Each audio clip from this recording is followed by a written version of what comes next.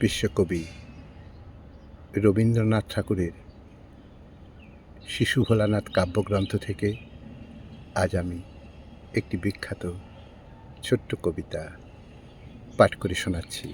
কবিতা শিশু ভোলানাথ। শুরু করছি।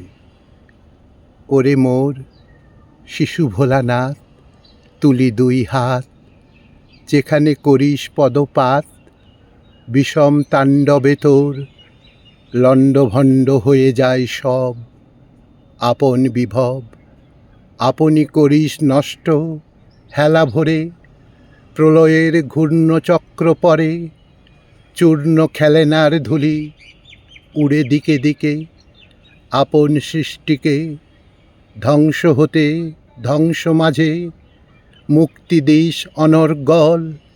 খেলারে করিস রক্ষা ছিন্ন করি, খেলে না শৃঙ্খল অকিঞ্চন। তোর কাছে কিছুরই তো কোনো মূল্য নাই, রচিস যা তোর ইচ্ছা তাই, যাহা খুশি তাই দিয়ে তারপর ভুলে যাস যাহা ইচ্ছা তাই নিয়ে।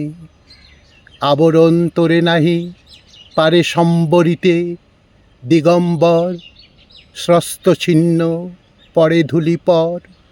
লজ্জাহীন শয্যাহীন বিত্তহীন আপনা বিস্তৃত, অন্তরে ঐশ্বর্য তোর অন্তরে অমৃত।